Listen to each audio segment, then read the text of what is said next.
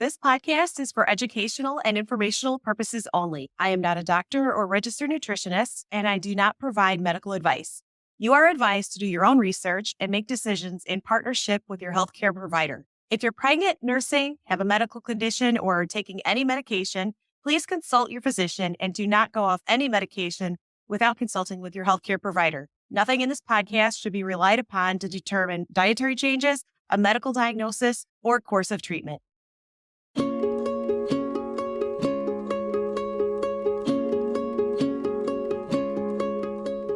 Welcome to the Slightly Greener Life podcast. This is your host, Tanya Harris. I am an award-winning environmental toxin expert, best-selling author, and mother of three. I created this podcast as a place to help busy moms ditch the overwhelm and start living a low-toxin life. Now, let's get into this week's episode. Welcome to episode 11 of the Slightly Greener Life. We're about to dive into a topic that I think, unfortunately, that quite a few of us are dealing with right now, which is hair loss or thinning. And it's really a tough thing to go through. I did a video on my hair loss at the end of last year, and I got a lot of questions and feedback wanting to know more. So I thought I would do this episode. Because last year I lost over half of the hair on the back of my head after I had double COVID pneumonia, which means basically that I had it in both lungs. And I really struggled with my appearance and how to hide the hair loss because I really felt like I looked like a plucked chicken. So I was really desperate to find something that worked to support healthy hair growth. And I was even more desperate to find something that would help hide the hair loss in the meantime. And I didn't even have enough hair to put my hair into a ponytail. It literally just kind of hung there like a skinny little rat tail, and then the ponytail holder would just sort of fall out. So if you notice that I took a lot of time off video last year, that was a big reason why. I was recovering not only from the illness, but as soon as I started feeling consistently better, I think it was around March of last year, the hair loss really started. And it was no joke because, TMI, but I would be sitting at my computer and look down at my lap and there would just be a clump of hair in my lap, even if I hadn't touched my head.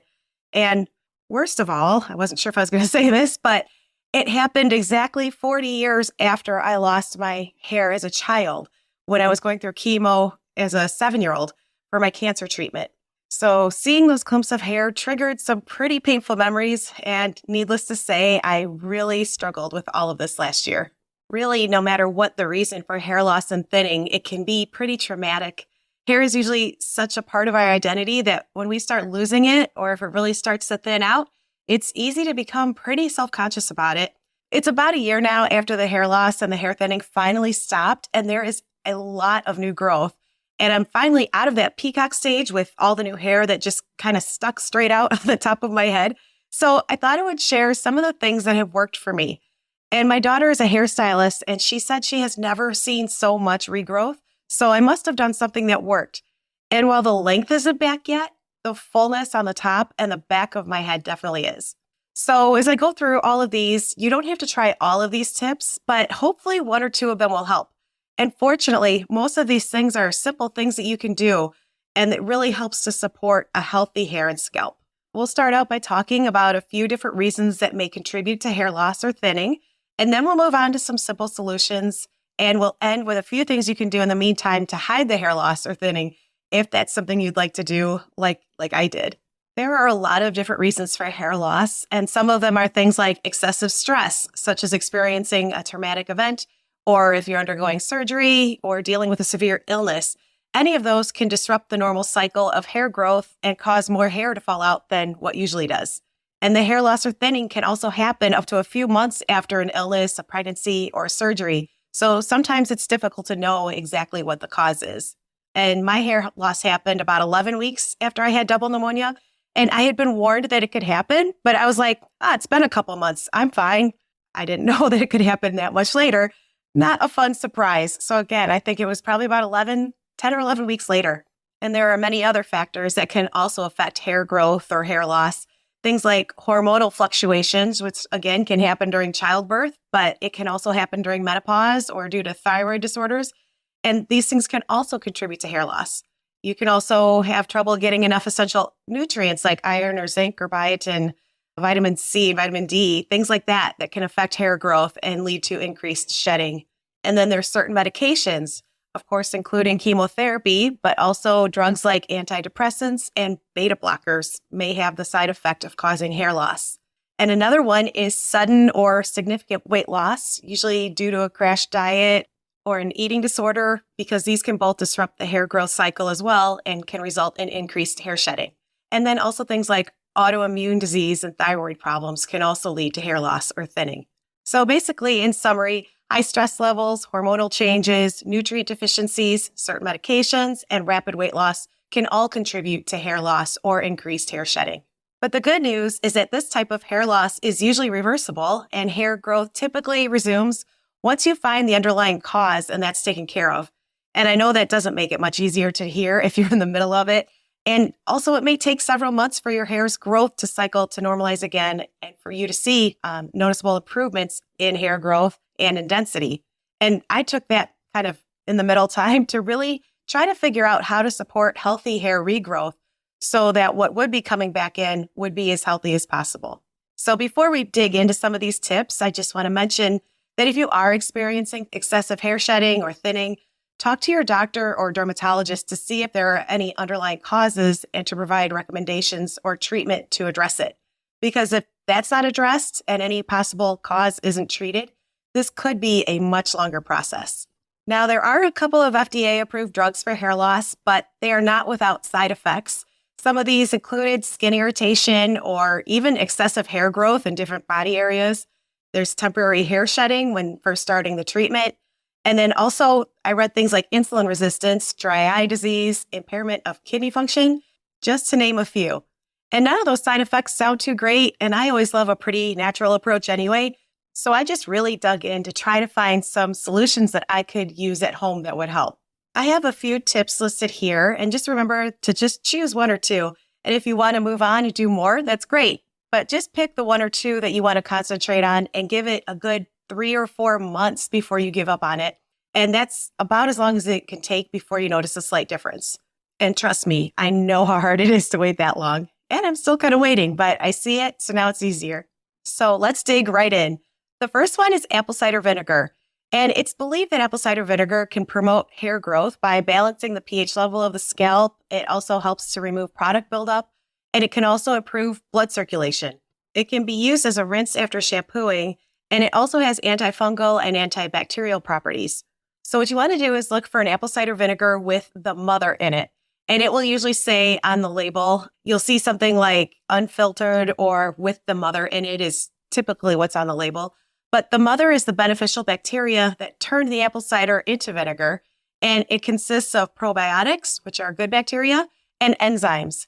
And it's kind of sediment-looking stuff that makes the apple cider vinegar look cloudy, and that's why sometimes companies remove it, because sometimes it can make it look like the apple cider vinegar has gone bad. But actually that mother and kind of that cloudy segment is where the health benefits come from. So make sure you look for an unfiltered apple cider vinegar with the mother to get the most health benefits. So for this, instead of drinking the apple cider vinegar, it's going to be a rinse that you can pour over your head in the shower. So to make this apple cider vinegar rinse, just use a 1-to-1 ratio of apple cider vinegar and water. And if that feels too harsh or drying, just dilute it a little bit more with more water. And I like to store the apple cider vinegar in the glass bottle it came in, and then I just pour it into a small plastic cup to dilute it. And then I take that into the shower so I don't have glass anywhere near my shower. So just shake well a little bit before using, and then slowly pour it over your hair and scalp, and make sure you lean back so it doesn't get in your eyes. And then let it sit for just a few minutes before thoroughly rinsing it out, and rinse and condition as usual. So this is, again, something that can be a little drying. It can be a little bit tingly. So again, I always recommend with anything you're going to do here is to do a little patch test on your skin. And again, if it's very uncomfortable, just dilute it with more water. All right, so next up is scalp massagers. Scalp massagers can improve blood flow to the scalp, which may stimulate the hair follicles and promote hair growth. And they can also remove excess sebum and debris from the scalp. So regularly massaging the scalp can really help improve that blood circulation to the hair follicles. And again, that can really help promote hair growth. You can use your fingertips or even a soft bristle brush to gently massage the scalp and just use little circular motions. You can also buy things. I have one off of Amazon that I'll link to on the webpage for this episode, which will be slightlygreener.com/episode 11. So there's really just so many different ways that you can do this. And what I read was that scalp massages have been recommended for a long time by hairstylists and barbers as a way to promote healthy hair growth because of that increased blood flow to the scalp, which can help nourish the hair follicles. That increased circulation in the scalp means more oxygen and more nutrients reach the hair follicles, and that improved blood flow and circulation of nutrients can result in thicker and stronger hair strands. I always like to back up what I'm saying with some studies, so I'll read you this one, that a study published in the journal ePlasty looked at the effects of scalp massage on hair growth, and what they found was the participants who used a scalp massage device on one side of their head experienced a significant increase in hair thickness over 24 weeks. Although the total number of hairs didn't change, the researchers suggested that scalp massagers stimulate dermal papilla cells in the hair follicles. These cells play a role in hair growth, and by stimulating them, scalp massagers may contribute to thicker hair. The study also found that stimulating dermal papilla cells led to changes in the expression of certain genes related to hair growth. So to summarize all that real quick, using a scalp massager can help improve circulation in the scalp. It can help deliver more oxygen and nutrients to the hair follicles, and it can potentially lead to thicker and stronger hair strands. Next up are essential oils. And certain essential oils are thought to have properties that also promote hair growth.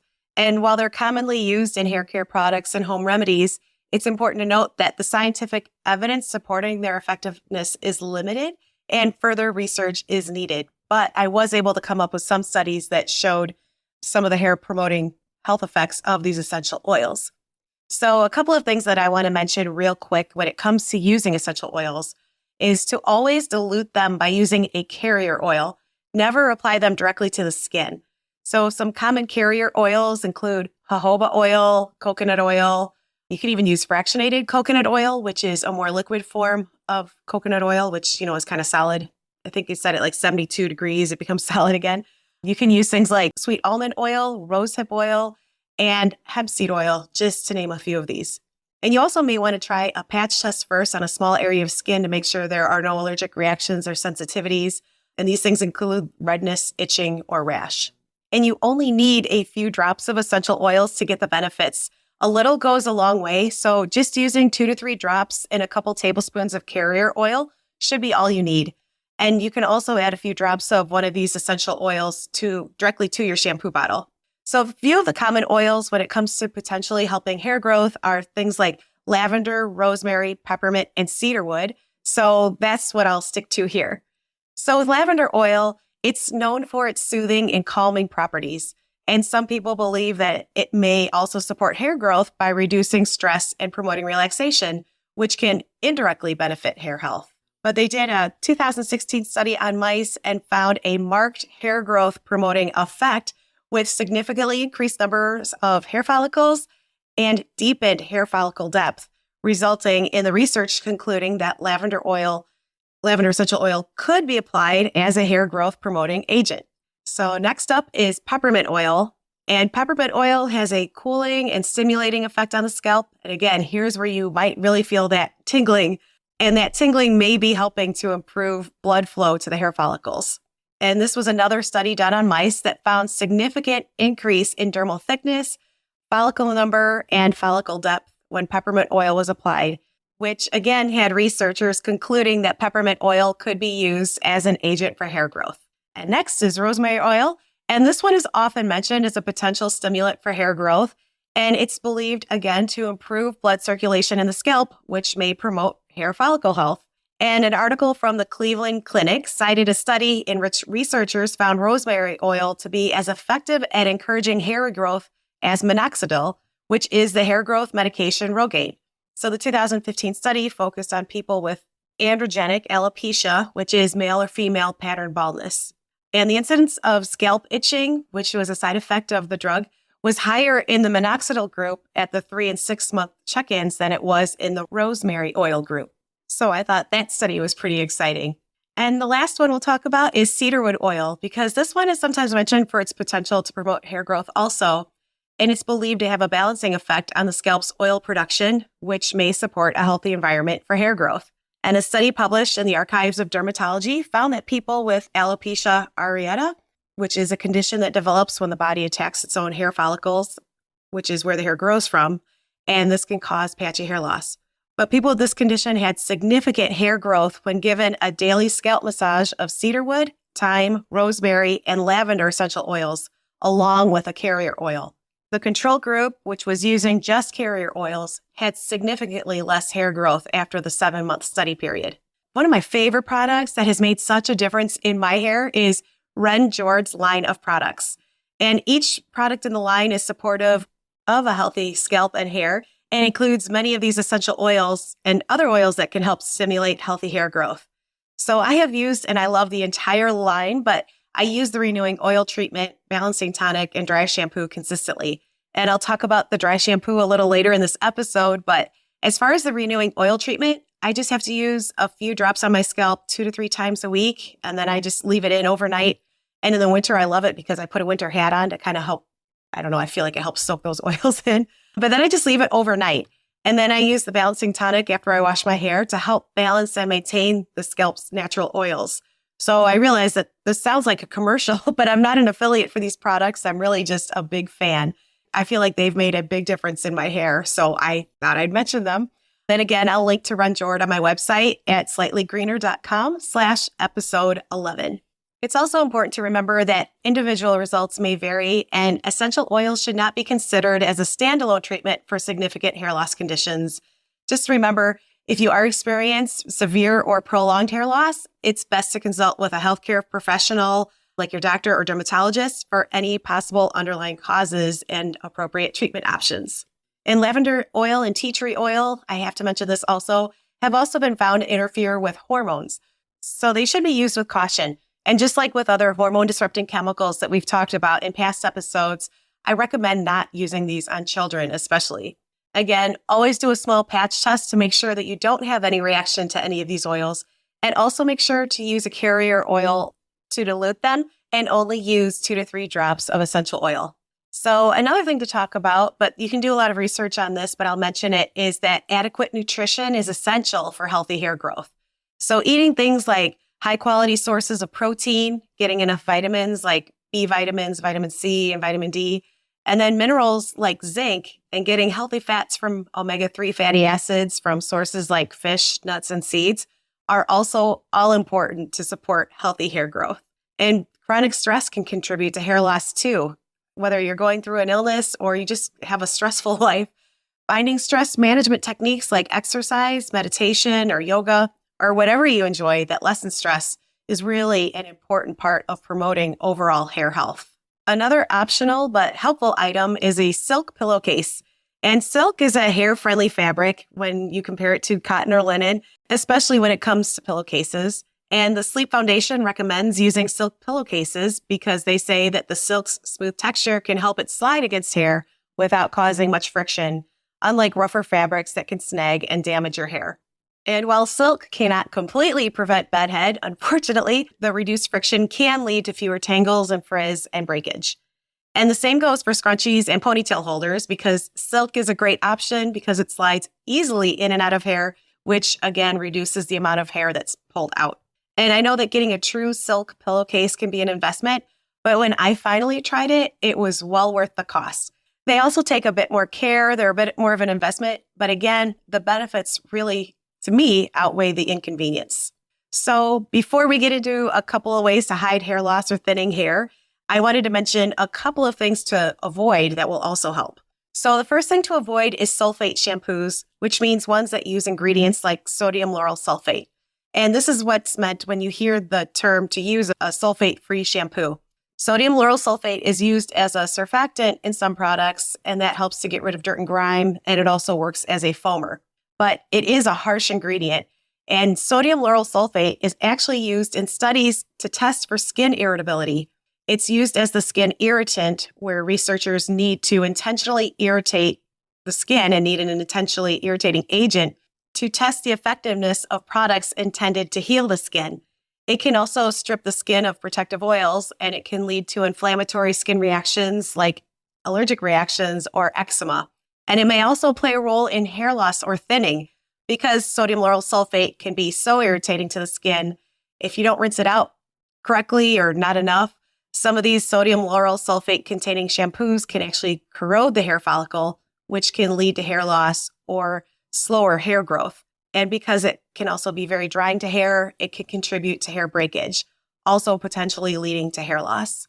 So I recommend avoiding sodium lauryl sulfate, but sometimes you'll also see sodium laureth sulfate. So it's LAURETH on the ingredient label. And I recommend avoiding this one too, because this ingredient is often contaminated with 1,4-dioxane, which has been called a probable human carcinogen. So meaning it may cause human cancer. And it was called this by several health agencies. And the toxicological profile for 1,4-dioxane states that skin exposure to animals to 1,4-dioxane has shown that it can increase the cancer-causing properties of other chemicals. So that's a little terrifying. So again, sodium lauryl sulfate and sodium laureth sulfate are the two I recommend avoiding. And they're pretty easy to find on ingredient labels because they're usually listed in the top 2 or 3 of ingredients on the product label. So the next thing to avoid is excessive heat styling like curling, straightening, or blow drying. And that's because this can damage hair or cause hair breakage, which is really the last thing you want when you're trying to grow out healthy hair. So unfortunately, this might also include things like coloring hair, which can also damage or cause breakage to hair.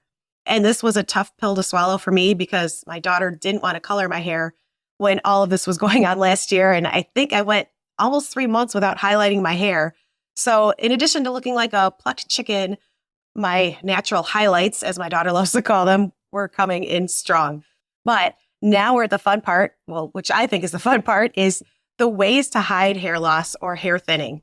So like I said, I really struggled when I was losing hair so fast. And I mean, this hair loss happened so quick. I want to say it happened for a long period of time, but the plucked chicken stage really came out in probably, I'd say, 2 to 3 weeks. You could just tell a huge difference that I had lost over half the hair on the back of my head, which is also so strange. So I really couldn't pull it back into a ponytail. I tried hats. I tried so many different things. And I even ordered a wig, which I immediately sent back. It was itchy and I couldn't figure out how to make it look good. Plus, again, I had a wig when I was little and going through chemo. So I think that was a little tough for me to use. But there are some amazing wig places out there that will fit you and that will help you make it look natural and to make sure that you're wearing it right. And so many wigs now look so natural. So it's still a great option if you choose to go that route. But I was so happy to find an in-between option. Since the top of my head was pretty okay, I really just needed to find something in the back and a little bit on the sides. And that's when I found the halo. So the halo works with just a wire that is so easy to put in and to style yourself because believe me, I am not good at styling my hair, but I can pop the halo in about 3 minutes. It actually is quicker than that, but I'm talking about all the combing out time too. And then I just style it as usual. So I have a picture of my halo on my website. And again, you can find that at slightlygreener.com/episode 11, along with a link to a YouTube video that I did where I show how I put my halo in. And it's basically, again, the back and the sides of hair attached to a wire that looks like kind of a fishing wire. And the way I do it, which I hope is right, is I pull a lot of my hair up into a ponytail on the top of my head, of course, with a silk scrunchie. And then I just lay the halo wire on the top of my head near where the bangs start. And then I brush the rest of my hair down. I take it out of that little ponytail. And they give you a rat tail comb. And I just gently brush it over and gently pull the hair out over the halo. So I did invest in a halo couture. I think it's halocouture.com because I do a lot of heat styling for events and interviews. And it's 100% Remy human hair, which I had to look up what that means. And according to their website, Remy human hair is hair that retains the cuticle layer. So again, this one is an investment, but I definitely heat abuse it. So I needed something that would last. And it did. It lasted me probably about 10 months because I didn't wear it all the time. But I mean, I think that's a long time for it to last.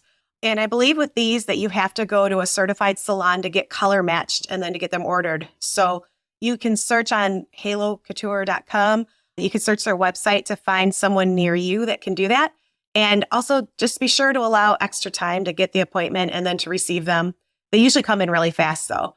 So the good thing is that I just needed a new one not too long ago because I really wore my last one out. She had seen better days, but I was able to just contact the salon where I ordered it before and reorder it. So I didn't need to go back in. So that was kind of nice.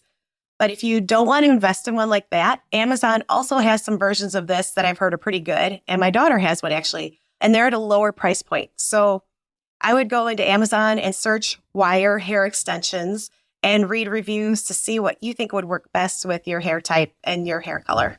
If extensions are something you want to use, talk to your hairstylist, but I really personally don't recommend the clip-in extensions or anything that will pull on hair or pull hair out, especially if you have thinning hair or hair loss. The halo or any type of halo wire extension is a gentler option. So pulling the clips in and out could pull hair out with it, which is, of course, not ideal when you already have hair loss. Another option I've used is a Juva bun. So it's basically a fake bun that's attached to a ponytail holder. And I get so many compliments when I wear this out, and I really have no shame. I always say, thanks, it's not mine, because I love it so much. And I really think that everyone should have one. It helps you get ready easier. There's so many benefits to it, whether or not you have hair loss. But they have ponytail extensions also. So depending on what you get, these are all pretty reasonable. They all run about $35 to $44 from what I've seen on the website. And the best thing about them is that it is so fast to do my hair. And it's really great for those days where I air dry my hair and it just kind of dries flat. You know how it goes. So I just pop that in. Or they're great on vacation for going out for dinner after a beach or a pool, or just if you're in a time crunch. So to help the ponytail holder slide in and out easier, I always use a silk scrunchie to pull my hair up into a bun the best I can, and then I put the ponytail holder around that. So again, the best thing about these options, both of these, the halo or any extensions or the Juva bun, is that really you can get ready in half the time it takes to normally do your hair, no matter which one of these options to choose. So there is kind of a bright side, I guess, to hair loss, if we have to look at that, which I usually do. But another thing you can do is use a dry shampoo. I really like this option because it helps me go an extra day or two longer in between washes. And I also sometimes like to twist my hair into a bun, gently, of course, with a silk scrunchie. And then I put a little dry shampoo on the bun and then I go to bed. And again, this is where I love Ren Jord's dry shampoo because it bulks up my roots a little bit and it helps hold the style. So when I take the bun out in the morning, I usually have a little bit of a curl. And I love to do this because it doesn't have harmful chemicals and there's no inhalation risk. Like that's the problem with so many spray dry shampoos. And of course, it helps me go a few days in between washes, which is awesome because I don't want to wash my hair every day with hair loss. So I do it every about 3 days. The dry shampoo really helps me get through it. So there you have it. I know I gave you so much to think about here, but there are so many simple options out there. I would start out with trying something easy like a scalp massager. You could also try putting a couple drops of essential oils into your bottle of shampoo. Of course, making sure it's a sulfate-free shampoo and avoiding excessive heat styling. It can be as simple as that. Or start out with a hair growth serum like Ren Jord and use a sulfate-free shampoo while avoiding excessive heat styling. There are so many different ways to customize this. And when you're ready, you can invest in a silk pillowcase. And then, of course, don't forget good nutrition. And this, of course, is good for so many things, including hair growth. So being sure to eat a balanced diet with lots of fresh produce and consuming high-quality proteins and getting some healthy fats into your diet too. And my biggest tip is to be patient. It can take a while to see a difference, and it is hard. And I'm very instant gratification, so this has definitely tested my patience. But so many of us seem to be going through it right now. So I hope it helps to hear that you're not alone if you're going through something similar. And when you're doing what you can to support a healthy scalp and to promote healthy hair growth, you'll most likely see improvement in other areas, including how you feel overall. So that's also a plus. So you can grab all these tips as well as the links to products on my website at slightlygreener.com/episode 11. And be sure to check out that page too for extra pictures and videos of how I use the halo and that Juva bun. And I really hope this information helped give you hope. And even if you're not having hair loss or thinning issues, these tips will help you keep the hair that you have healthy. So I'm looking forward to the day when my hair looks like itself again. But in the meantime, I know I'm taking good care of it and I'm supporting and promoting that healthy hair growth. So now you know when you see me in a picture or video with long flowing hair, you know my secret. It's not mine, but Hopefully one day we'll be with these tips. I'd love to know which one of these tips you're going to try or that you would like to try, or even what you have done in the past that has worked for you. And if you want to comment on that, I'd love to hear about it in my free Facebook group that you can find at facebook.com/groups/slightlygreener. And that's a mouthful. So I'll be linking that in the show notes as well. But again, if you'd like to continue this conversation or ask questions or talk to other people who are going through something similar, I'd love to see you in my free Facebook community. That's it for today's episode. Thank you so much for tuning in, and I will see you next week. Thank you so much for tuning into this episode of the Slightly Greener Life podcast. Please take a moment to subscribe to the show, and then be sure to share it with a friend who you know wants simple steps to living in this complex world. I'll see you next time.